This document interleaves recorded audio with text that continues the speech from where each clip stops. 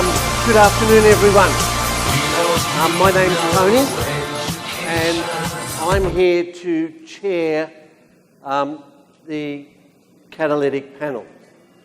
I want to talk to you a little bit about that first. So, I know many of you have your conference app, yeah?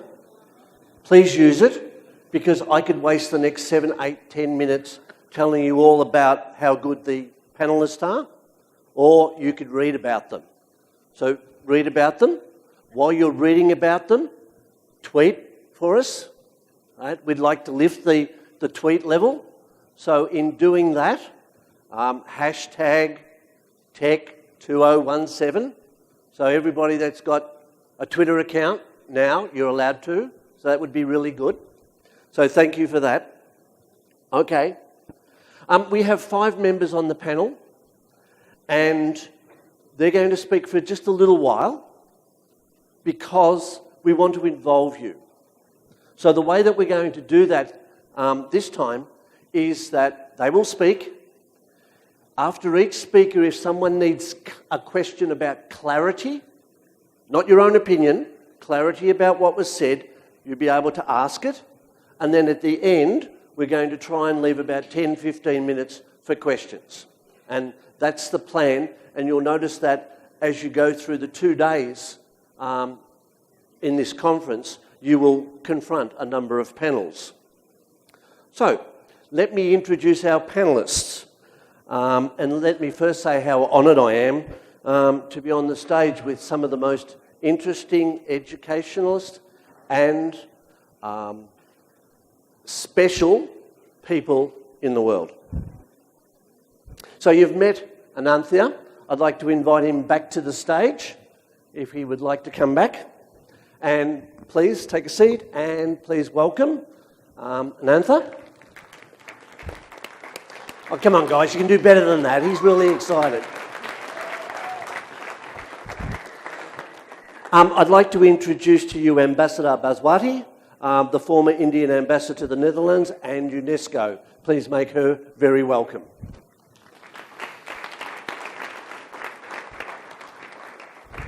It's also an honour for me to introduce Miss Vera Lacoeuilhe. No, sorry, I knew it. And who is an advisor to the Ministry of Culture in Lebanon, and a career diplomat, and someone who knows UNESCO very well. It's also my honour to introduce Mr. Jordan Shapiro, who's a senior fellow at the Cooney Centre at Sesame Workshop in the United States. And finally, and certainly not least, Professor Sugata Mitra, Professor of Education at Newcastle University.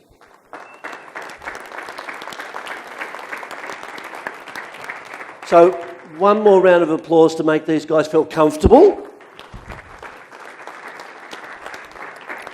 So you will note that the organisers have called this first conference session a Disruptors panel. So they're here to disrupt your thinking. That's the plan. You don't have to agree with what is said. You're allowed to disagree. The idea is for us to think about what we do.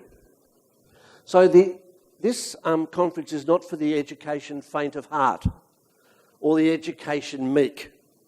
The organisers hope this conference is a place where people can present education and culture and challenge you. They hope that thinking on big education matters is disruptive, and that you are an advocate for contemporary education, whatever that may be. So let's just think for a moment, what would bring such a highly qualified and highly respected group of people to the stage at Vizag? It's because the people in front of you speak out. They are brave, they are happy to share their thinking and their opinions, and are happy to be challenged on their thinking. You will see that not only these presenters on this stage now, but you will see other speakers in the conference. And those speakers will give you the opportunity to engage with them. So please do so. So you see these people walking around in the next 24 hours. Stop and talk to them. Introduce yourself. Talk about your ideas. That is really important. Okay, so to get the panel underway, let me take 2 minutes and I will stop talking. Let me put forward for you a type of system thinking as a way to start this panel. It may not be correct, but it certainly happens in many places around the world. Many of us here in this auditorium are educators. We are special and we are unique. We have remarkable characteristics. We work long hours. We are responsible for education of the next generation. We can be funny and we can be humorous. We can be emotional. We can be sad. And we can be happy. We can be human. If you're not an educator who's directly involved with the art of teaching, you may be an administrator or a system leader or a ministry official or an education company executive or an employee. We also work long hours. We also are responsible for the education of the next human generation. We also have a sense of humour, and we have emotions, and we have good and bad days. But we are also human. But as a group, all of us, as a group, as professionals, I think that we are ill. I actually think that we are sick. I think that we have what is called the 21st century malaise. It's a devastating disease for us educationalists. It's a disease that may bring education down. I think the malaise is common in our practice. The malaise is not unique to our profession, but it has a great impact on our profession because we educate the next generation. It's a subtle disease. It is a disease of the mind. It is, I know much, I know what I should do, I know what current thinking is, I know what current pedagogy is, I understand learning and teaching, but I'm going to teach the way I was taught. I do the same thing every year after year. I teach the same content and I do it very well. I teach the way I was taught. I know that technology is important in education, but I still teach the way I was taught. I know my students are different from when I was a student, but I still teach the way I was taught. I have learnt, and I have been successful, and I had a good education 40 years ago. That was a good model. I will teach the way that I was taught. Really? Should we do that? Fellow delegates, I'd like to introduce to you the first of our panel, Professor Sugata Mitra. Please welcome him.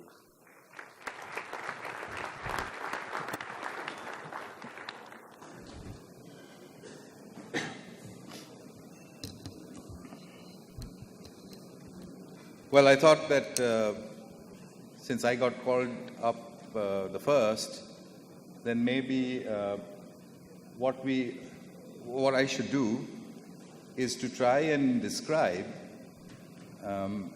if there is a problem.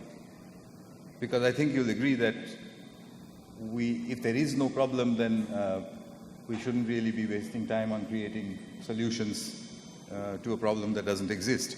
So, is there a problem?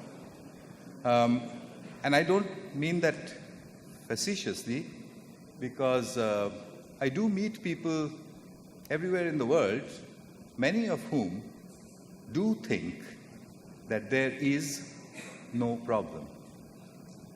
All we have to do is improve the existing system. If that is the case, then obviously this conference has to go a very different way from a session like this. The name of this session is "We Don't Need No Education." That's from Pink Floyd song. Is that true or not? Well, let me try and describe what I think is a problem. Not everybody might agree. I think that the way the system is today assumes a couple of things.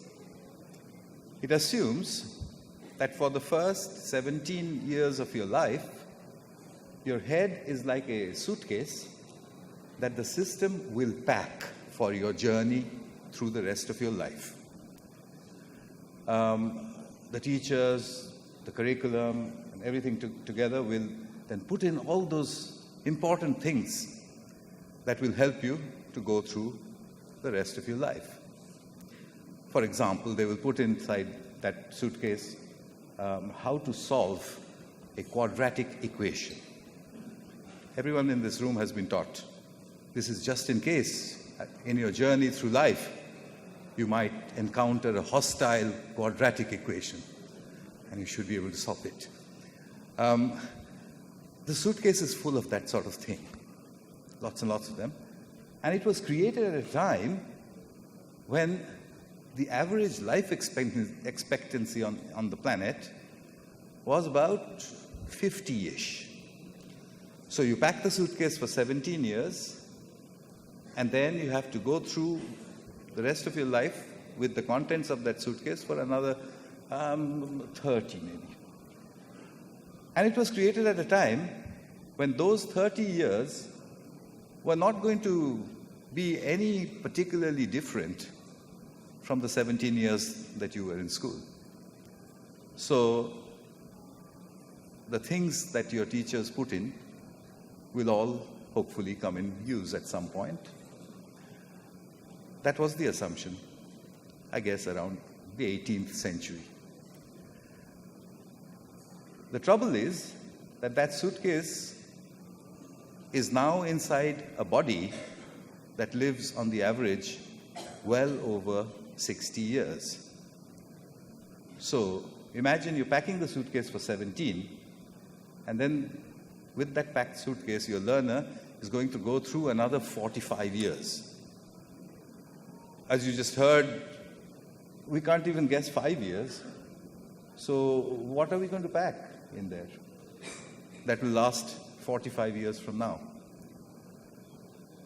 Then comes the old stuff in the suitcase, which were all very important. And they were all packed in at that time. How to multiply a 4-digit number by a 3-digit number with paper and pencil. It was very important. If you were on a ship on the Amazon in the 19th century, you might need to do that. It's still packed in there. It's never going to be used. We were taught good handwriting because everything was written by hand.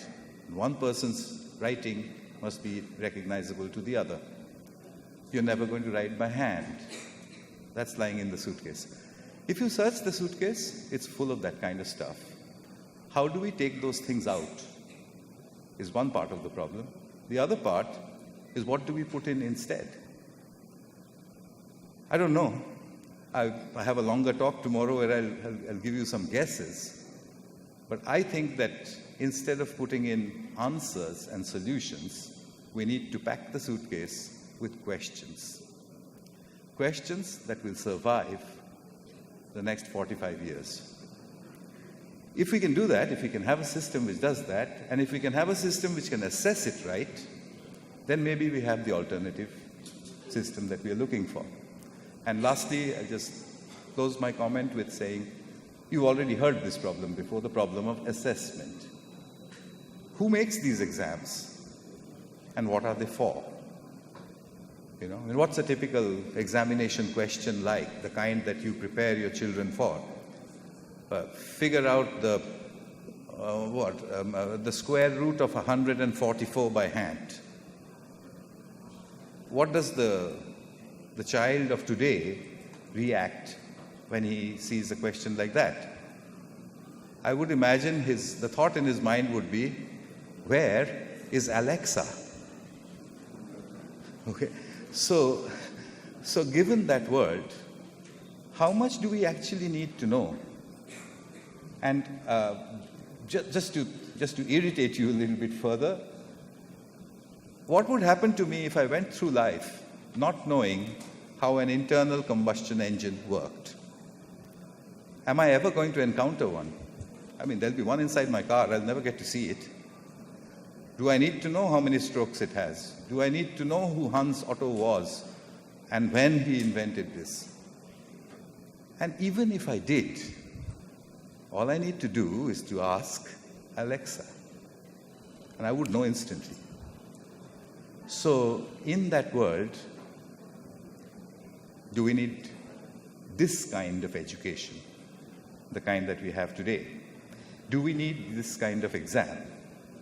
And lastly, since I see some students here, wouldn't it be nice if they let you use your smartphone during the exam? Why would they not? If you're allowed to use it for the rest of your life, 24/7, all of them do, they sleep with their phones. Why do they take it away before your exam? What's the point of that exam? So, yeah, don't smile. Don't smile, not yet. Smile tomorrow. That's all I have to say. Okay. Thanks. Thank you.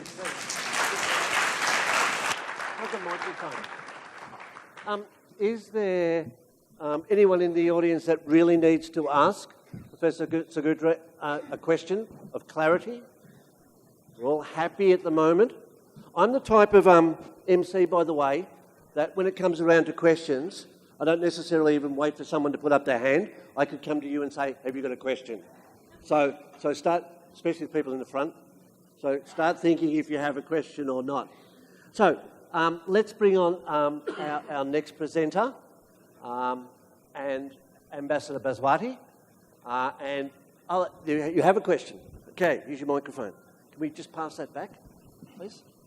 You might need to turn it on when you get it. Hi, I'm Ronak Khandilwal from Drona Maps. Nice to see you, sir. I've seen your TED Talks before.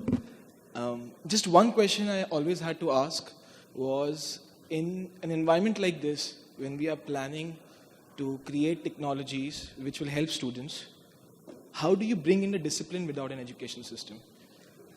How do you bring in the discipline without an education system?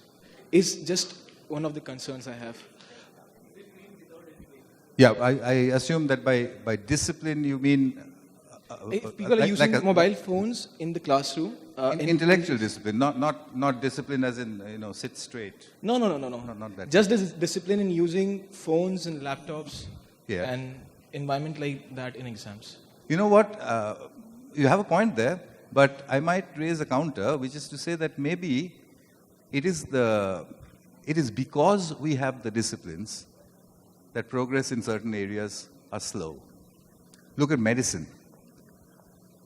Has there been any real big progress? Now, I don't know if there are doctors in here, but from what little I can see, the big changes in medicine have been created by engineers.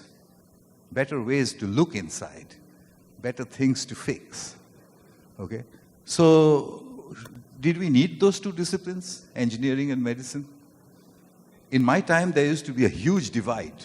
After your 12th standard or something like that, you had to decide, will I go to biology and medicine or will I go to engineering and mathematics? I think it was a big mistake. So there's a double answer to it. Yes, you take away the disciplines, we might have a bit of a problem. On the other hand, let's mix all the disciplines up and maybe you'll get much quicker progress. We also have one more question, so thank you. Hello, sir. This is Manish Malik from University of Portsmouth. Nice to see you here, and I enjoy all your work and really great work you're doing there. My question is to do with the two things that you just now said, that engineers are doing the work for a lot of other fields, and then you also said that allow people to take mobile phones and the access to things in exams. My question is, in the field of engineering education, for example, can we do away with exams? Do we need exams in this day and age? Okay, fair enough. It's actually something that I'm working on, and I will talk about it a little bit more tomorrow. But since you raised the issue, let me give you an example. I'm not saying that we mustn't have assessment. Of course, we have to have assessment. But let me give you an example of a question. Suppose in an exam, you were sitting in this exam, and the question was, if I give you half an hour, can you come back and tell me how tall this building is in meters? Okay, if that was the question, instead of a question in trigonometry or a question in gravitation or whatever, would we not have a better assessment of who you are and how you think than having a question which has a set answer? It has to be solved like that. I'm trying to think of an assessment system which will be based on this kind of question. Questions which don't ask you what is the answer. Questions which ask you how would you get to the answer quickly and accurately. And to end on a lighter note, I was once explaining this sort of thing to some children in a school in Britain, and one little girl raised her hand and said, if they let you use the phone, you can call your mom. So thank you. Please thank Professor Sugata. And welcome Ambassador Bhaswati to the podium. Please.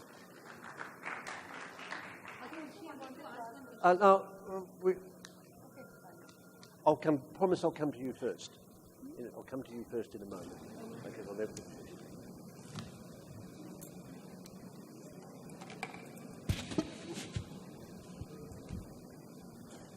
Good afternoon. I hope nobody's sleeping at the back, because I see there's not much activity at the back. So please wake up, because this is the Disruptors panel. And I'm going to give you a completely different perspective from a developing country, emerging country, India's perspective. When I first saw the title, that we don't need any education, the Pink Floyd song, I asked myself that can we afford in India to ever discuss it in this manner? When we look at our history, when we emerged from colonization in 1947, the illiteracy rates in India were abysmal. 12% for women, 22% for men. To bring India out of poverty, to teach public health, to teach India's mothers to send their girl child to school, to cope with the AIDS epidemic, to teach Indians good nutrition so that they don't die of tuberculosis. There is no other way. And I'll say one more thing too on this issue, which is that when India became independent in 1947, so did China actually, there was a World Bank, we call it mantra. Mantra means, it's very difficult to translate mantra. A World Bank idea that developing countries should not invest in higher education. That this is not for them. That developing countries have a responsibility to give primary and secondary education for those few lucky ones who manage to rise through that system. They can go for tertiary education back to United Kingdom or United States or wherever is the country lucky enough not to have been colonized, to have everything available. Why did this happen? Let me share with you what happened. There was a very famous economist come educator who taught in Uganda for many years until he moved to the United States. He's a very famous educator.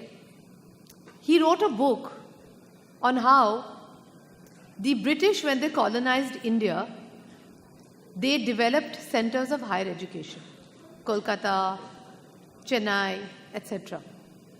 In those very centers of higher education, they developed the ideas of human rights, liberty, nationalism, all the issues which you learn when you go to a university.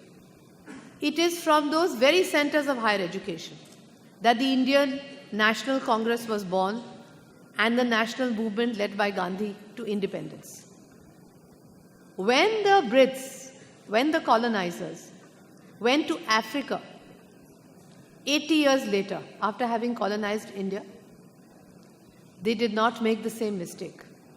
They did not build any institutes of higher education in Africa. When the Brits left Nigeria on independence, this vast country in Africa, Nigeria, had only one university. Only one. So, my focus would be that this thesis of the Bretton Woods institution was rejected by Jawaharlal Nehru and by Mao Zedong. Nehru said, we will equip the Indian people to be educated and to be the best in everything. Engineers, nuclear science, space technology. When in the 1960s we had a famine in India, there was a very famous cartoon in New York Times, you can Google it, which shows the Indian Prime Minister with a begging bowl outside the World Bank and written at the back, the world's poorest nuclear power. Well, it may have been true at that time, but it's not true anymore. And our education system did it for us. So, what I would like to discuss here today is not to do away with education, not to do away with trigonometry, because it's a very vast country, 1.3 billion people. Classrooms are very crowded. Those educational models at least give basic education to the kids in school so that they have some decent future for themselves. They teach the kids how to treat women, how to equip themselves for a better job than their parents did. We can't do away with it. Trigonometry cannot be taught by telling a kid to go and see the building if there are 120 students in your class. This is possible in a developing country. It's not possible in India. We have too many people, and they all need to be educated. And we have the world's largest population between the age of 15 and 35, the so-called demographic dividend. We need to educate them for India to develop and go into this millennium as an emerging developed country. So what is wrong with our education system? I quite take the point that our education system today needs to be modified and changed. Why? If you go back to history, when the first industrial revolution took place, India was under colonial rule. India completely missed out on the industrial revolution. That same 4-stroke combustion engine, there was no Indian at that generation who ever knew about it. How would they? We missed out on the industrial revolution. And then what happened? In 1947, when we became independent, we had to leapfrog from a situation where, when we were colonized, we had 22% of the world's GDP. When we emerged in 47, we had less than 1%. We had to leapfrog and go into the future. I don't think we've done a very bad job of it, actually. But what we do need to know, what we do need to do is not to be complacent and to accept that there is a new industrial revolution, 4.0. I just debated it in Delhi before I came here. And in that industrial revolution 4.0, India needs to come to terms in its educational system with how to use artificial intelligence, robots. Can we allow artificial intelligence and robots in a vast country like India with huge unemployment rates, which is also a democracy? Please don't forget that. We are a functional democracy. Our leaders have to answer to Parliament.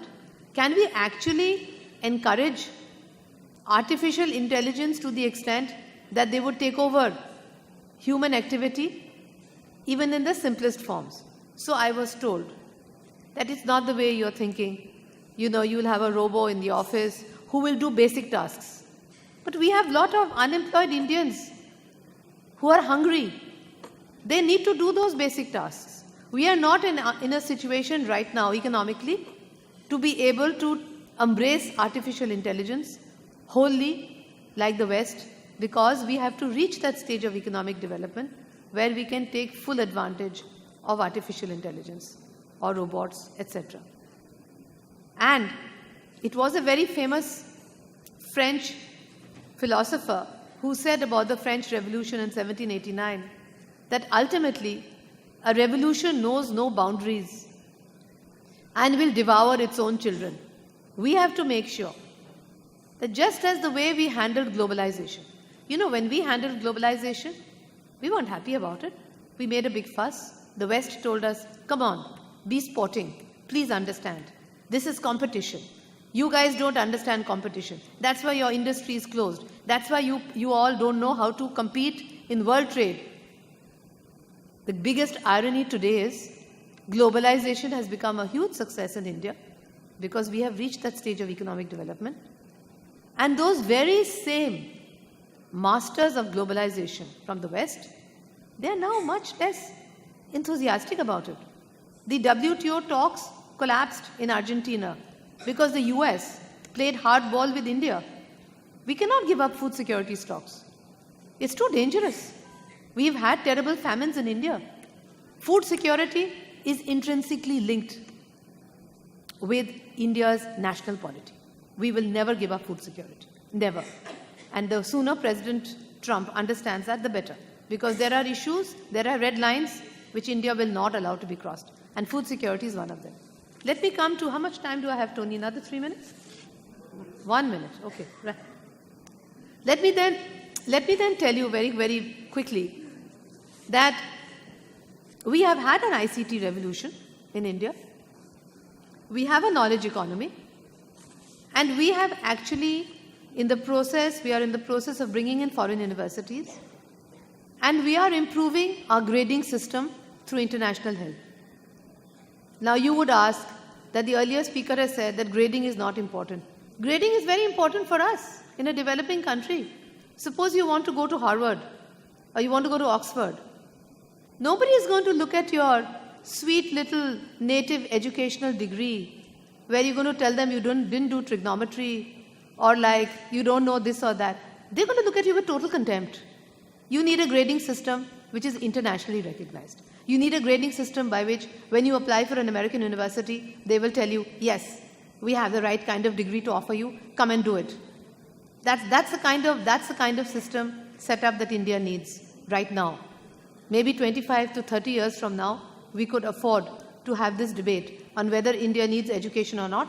But actually, in my view, having lived the 60s in Delhi, having joined the Foreign Service in 75, having done 38 years in the Foreign Service, defending my country, I can tell you that for the next 100 years, India needs education. But India needs education to which it can compete with the West internationally, and therefore we need to make those changes. I'll just end by quoting from Swami Vivekananda, who wrote so many years ago that the longest night seems to be passing away. And India, this motherland of ours, is awakening. No one can resist her anymore. Never is she going to sleep anymore. No outward power can hold her back. India that is to be, the future India, must be much more great than ancient India. And if India can do this, if it can transform its education system to deliver highly educated Indians and fully benefit from its demographic dividend, the rest of the 21st century could very well belong to us, to India. Thank you.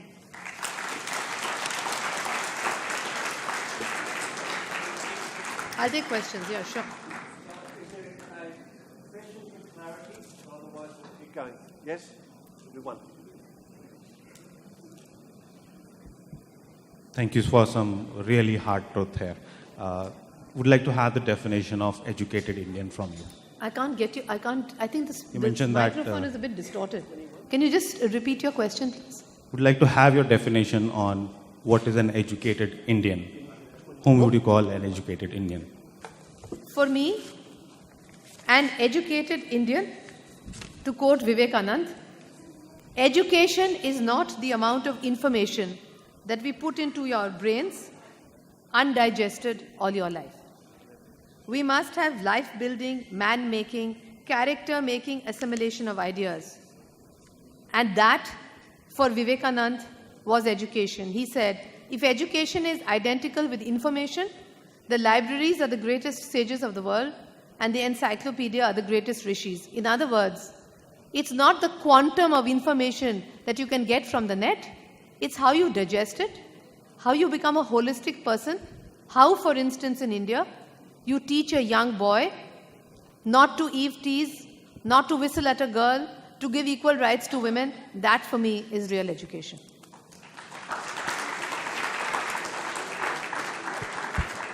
Just before I let you go, one of the students down here in the front had a question. Yes, please. Good afternoon. I am from Delhi Public School. My name is Tejaswi. Which class are you in? 7th class. Class 7, okay. I have a question. Yes. If we need India to be a better literate country, so how we need to educate the illiterate people if they are not interested to study?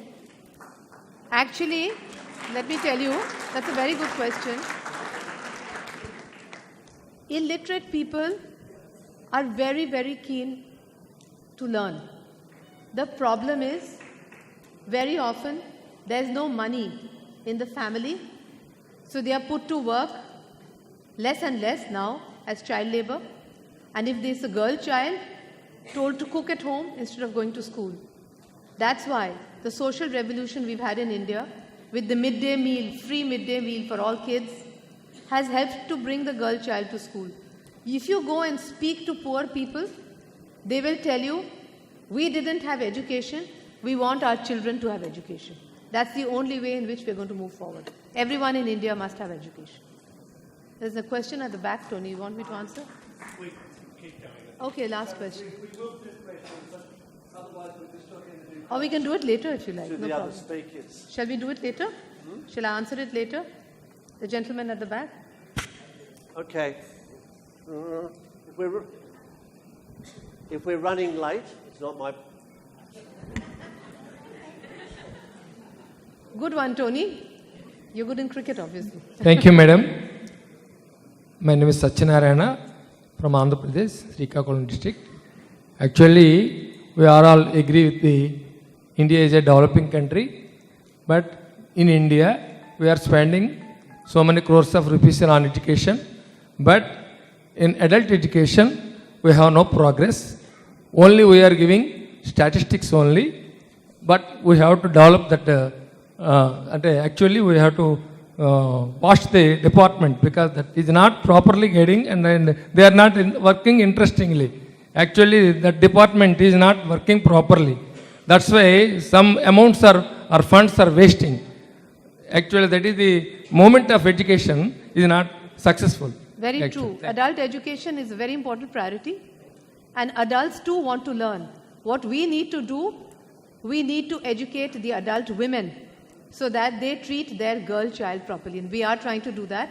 Money gets wasted everywhere. We have to make sure that every penny is used for what it is meant for. That is the literacy program. Thank you very much. Please thank the Ambassador. I do feel just a little guilty in that there were other hands, but if you go back to the idea of the whole conference is that there are panels often so that you get to hear knowledgeable people and then you talk to them in the passageways, stop them and ask them your questions. Don't forget that. Without further ado, I'd like to invite Jordan Shapiro, and please make him welcome. Thank you. It's great to be here. Do you guys mind if I take your picture? Can you like smile and it's great, all these faces. Yeah, wave. Yeah, a selfie, that would be a good idea. We don't have time for that. So they told me to think of something disruptive, because this is the Disruptors panel, and I want to challenge this notion of disrupting things. And I want to start by telling you I'm a very fortunate person. I get to travel all over the world, and I get to speak to people like this. And one of the things I do, because my background is in philosophy, is I'm very interested in the ancient world. So I'm always trying to visit ancient sites and see ancient things. And every time I get to one of these places, over the summer I was in Greece, and I was at an ancient site, and while I was there, I was imagining the ancient people there sitting there. I was in Crete, where they say they invented written language, and I don't know what they actually invented, but the tour guide says they invented language, and they invented walls, and they invented trade, and they learned how to store oil, and all of these things. And I'm sitting there, and I'm imagining, is it too loud? Yeah, I can back up. I'm imagining these ancient people sitting there. I imagine two of them sitting there, and one looks to the other and goes, I can't believe it. In the last 10, 15 years, we've invented language, writing, we've invented walls, we've invented economy, we've invented plumbing. How are the children going to keep up? There's more change now than there's been in the first 100,000 years of time.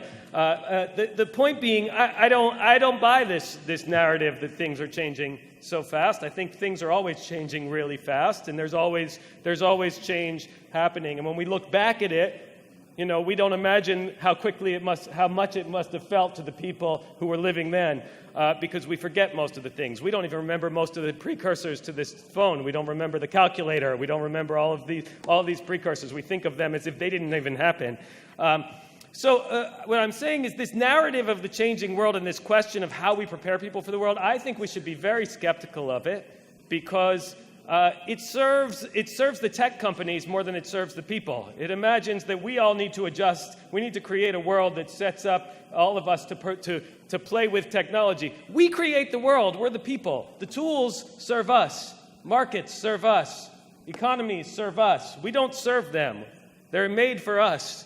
We're supposed to make them work, and we need to imagine, when we ask about education, what kind of world do we want to create, and then how do we prepare people? Now, of course, the world is changing. As I said, the world is always changing. The way it's changing is it is becoming more connected. And so the question we should be asking is not, how do we change for that? It's how do we maintain wisdom, ethics, the human values you were talking about? How do we maintain all of those in a world of new contexts? In a world of new tools? That's the real question, and that's the question humans have to ask again and again and again, over and over. And the way we answer it is actually with one of our greatest technologies of all, which is education, which is this concept that we are going to store knowledge and pass it on from one group of people to the next. The problem is we often make the mistake into thinking that wisdom and those ethics and that knowledge, we start thinking that it is the same as the technology. Right? And so that's the place we're standing right now. We think that so many of our industrialized concepts are ancient wisdom and need to be preserved. And what we need to do is go, what is the wisdom? What is the ethics? What are the human values? How do we take them into the future? How do we live them with new tools, with AI, with bioengineering? How are we going to live the things we've always lived? Not how are we going to change? So, am I out of time? I'm imagining I'm out of time. I'm not out of time? No, we can move to questions. Let's catch up. Sure. Questions? Let's go. Questions of clarity. There's one there in the front. I feel as if the guys in the front are getting more chances than the guys in the back. Haven't forgotten you down the back. Good afternoon. I don't know about your age, how young you are now. That is my first question. Another question is, what is your perspective? You require education or not? Do we require? Of course we require education. We always require education. Yeah. In every change, we require education. Yeah. Do we require schooling the way it has looked during one context? Maybe not. Maybe it's time to change it. But education, which is the question for me, which I define as transmitting ancient values, transmitting ethics, transmitting our human values into new technological contexts. Yeah. With that, yes, absolutely. Now, if I ask you my opinion, if world education, present education, if it is 10, how do you give? What is your rate? I'm sorry, ask it again. If world education scenario, if it is equal to 10 towards goodness, how many marks you will give? How many? I don't understand. Out of 10, how many marks you will give? The present educational scenario compared to the world? I'm not sure I understand the question. Yeah, 1 to 10. How much would I You have said that you have traveled all over the world. You have seen every country. I don't understand what you're asking me. I'm sorry. Okay, I'll meet you later. Doesn't matter. You seem to be able to clarify that question. Is that what you want to do? We'd like that one clarified. Can anyone? All right, so I'll make sure that you and you get together in a moment. Did you have a question? Hello, sir. I'm Kishan from Isaac Organization. Sir, you said that you love to explore ancient world and history, and you also talked about ethics and human values. Considering a developing country like India, which probably was the biggest victim of colonialism in terms of the education system that we had before 1600s, how do you think that now that we have technologically advanced to an extent in the past 70 years from 1947, how do we efficiently use the technology that we have in developing the character of our students and make them socially responsible citizens for this country? Because I believe, personally I believe that is the most important thing that we need in the contemporary world. Yeah, well, I certainly agree with you. I think that's the question everyone should be asking, but in every context is how do we use the technologies to maintain character? I'm not the person to answer that for you, because if I answer that for you, we're back in a colonial question. I'm not the expert on that, right? That needs to come from within your community. The tools do exist for that, though, and I think I love the way you asked this question, because tools, absolutely, that's their whole purpose. Their purpose is not so that we can become the labor for some other colonial, whether that colonial is AI, whether that's another country, whether that's a corporate thing. That's not that. None of us are supposed to be that, right? The tools are supposed to serve us to be able to maintain our own character, our local character, our national character, maybe our global character. Okay, so thank you. I've got one question there, and between you and you've got 1 minute for a question and an answer. Okay, sir, my question about the changes that are happening in the world today. Yeah. We don't live in the industrial age, we live in the information age. So the information is changing so fast that something we learn in the beginning of the university is outdated by the time we graduate. So I understand that we don't need the standardized education system. What I think people don't know is what is the alternative to the standardized education system, which we all know is outdated, at least we talk about it a lot, but what is the alternative that we don't talk about? Yeah, well, it's a hard question. I don't know that I can tell you directly what's the alternative to it.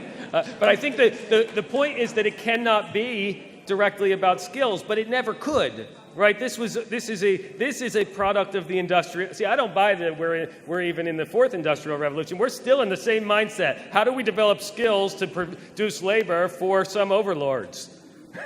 Right? That's not the question. The question is, how do we maintain our character, right? And if we make our education about maintaining character, skills are easy. Think about how I have 2 children. They turn on YouTube. They learn more. They can learn things so quickly when they want to. Skills are very easy for people to come by. We don't. That's not. People aren't in school to learn skills. They're in school to learn obedience.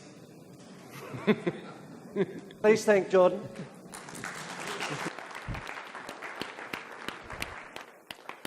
And I'm not going to waste any time. Please welcome Miss Vera Lacoeuilhe. Lacoeuilhe. I'm getting no French. Okay.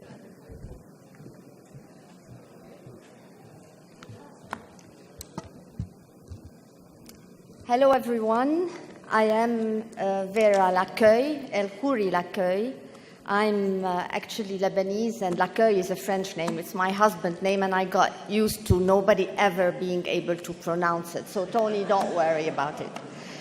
Now, it's difficult for me to speak after all these brilliant speakers, but I am going to, here again, handle another perspective of the fourth technological revolution and education.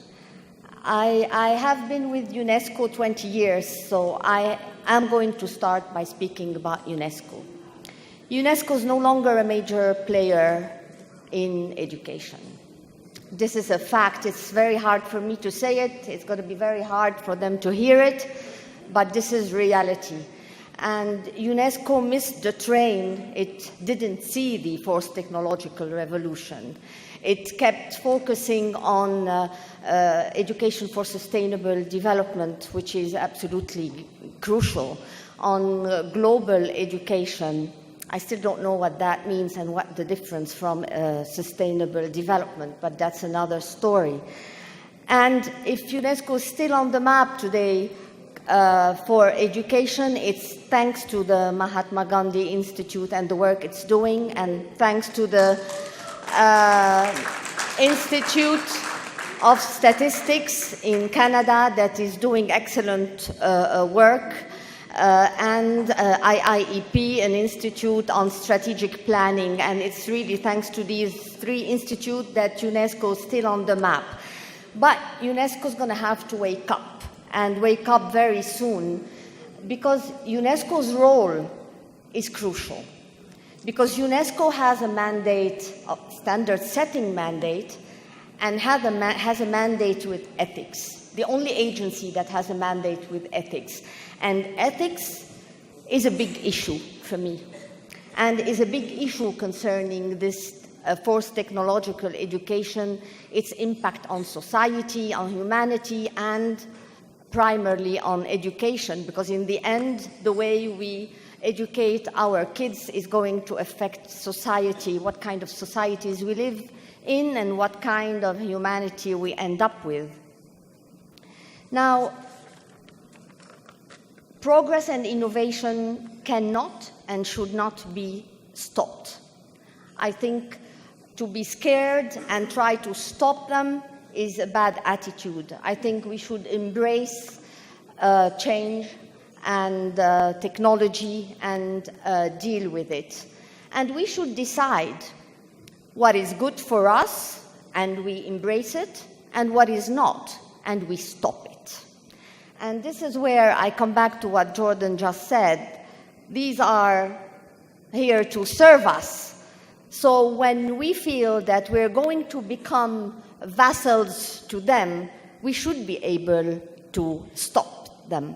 That is why we need independent watchdogs to look into the negative sides, because every single innovation and experience and intervention and technological invention, like many of you here, I've read a lot about many of you and met some of you. Everything you're doing is absolutely mind-boggling. But, you know, all depends on how you use it. You can use it to serve society and humanity, and then you can misuse it. So we do need a watchdog. And we need to decide what kind of societies we want.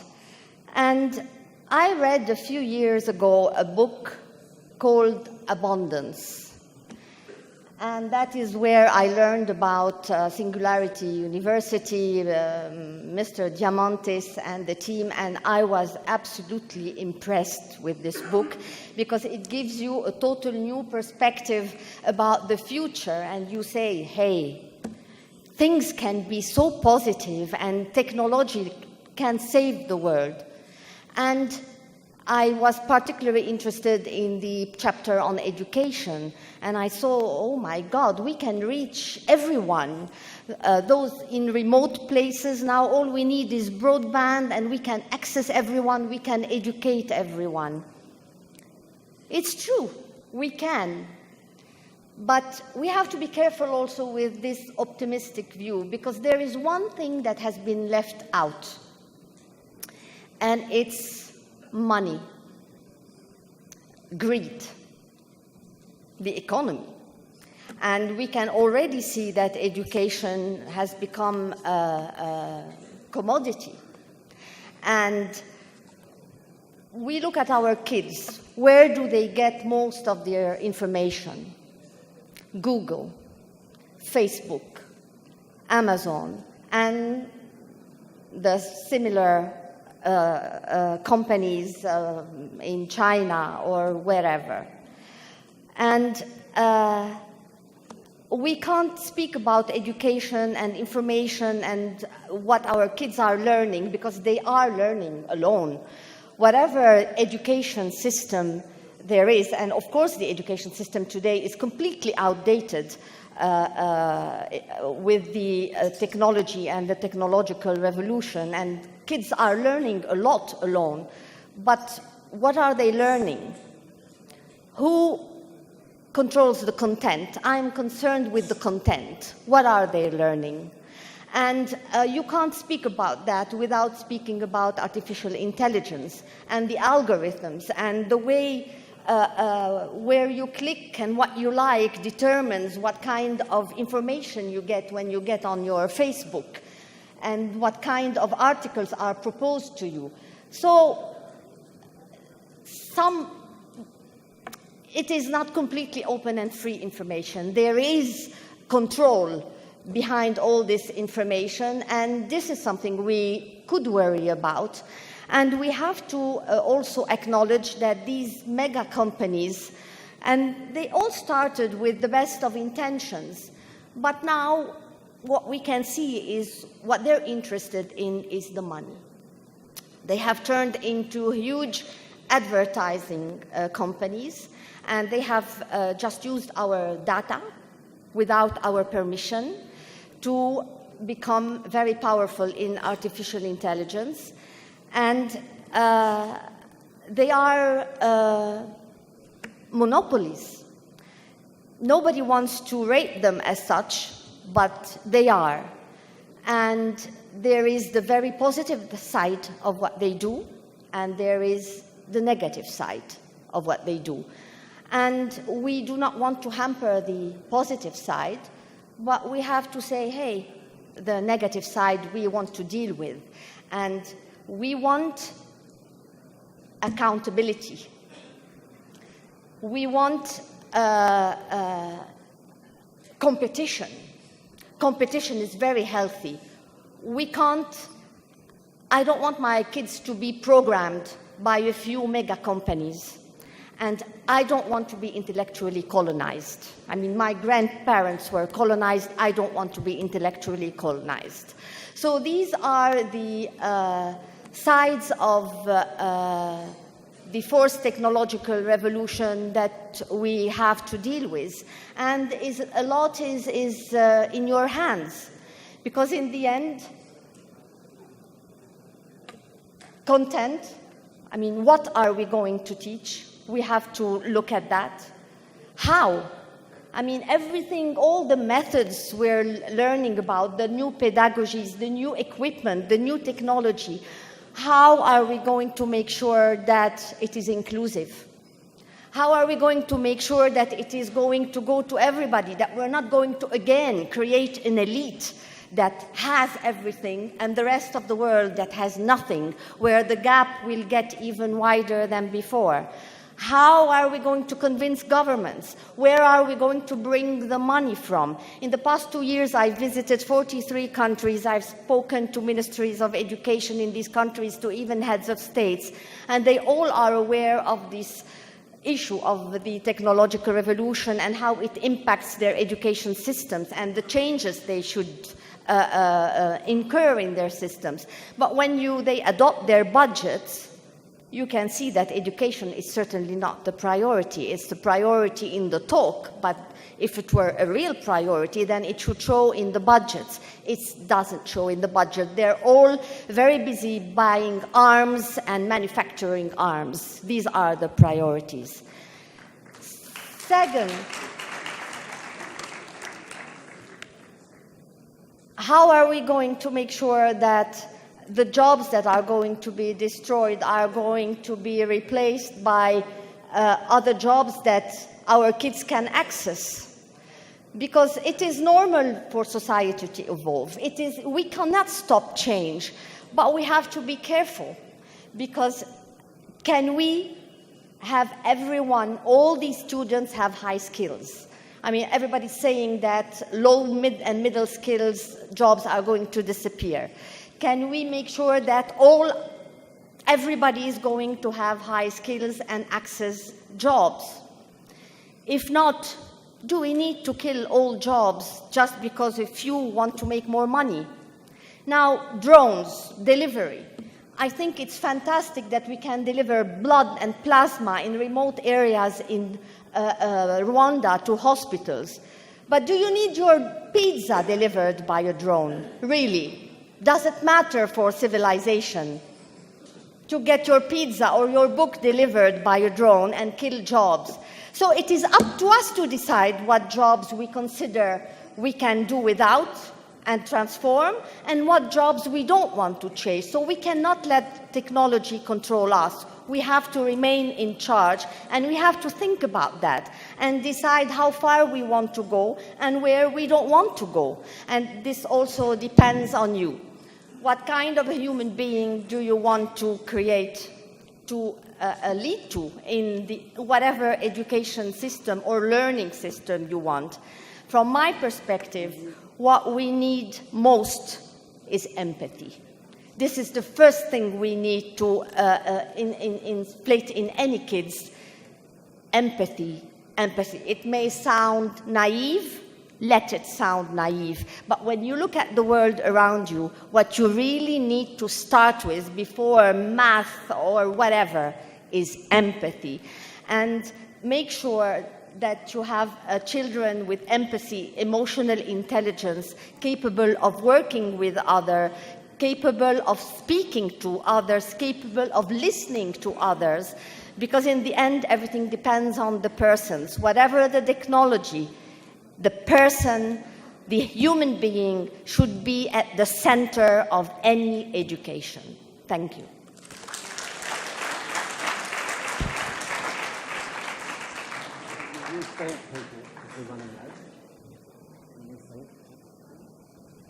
Okay, so we can't take questions. We're running late. And everybody, look, I know there's 100 of you with your hands up right at the moment. Again, we don't have the time. I need to invite Anantha back to thank the panel and to make some closing remarks, or you guys are not going to get any afternoon tea at all. So please welcome the Director of MGIEP.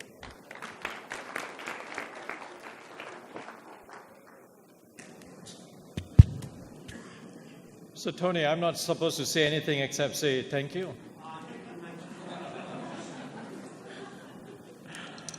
The deal was I'm not going to do any conclusions. I was going to just say a couple of things, and then I will thank the panelists.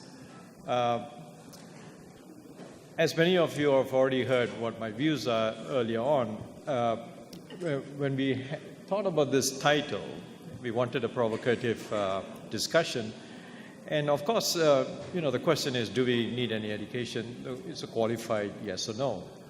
I think the real question is, what's the objective of that education? That's, for me, that's the main issue. And I think we have lost sight of what that objective is.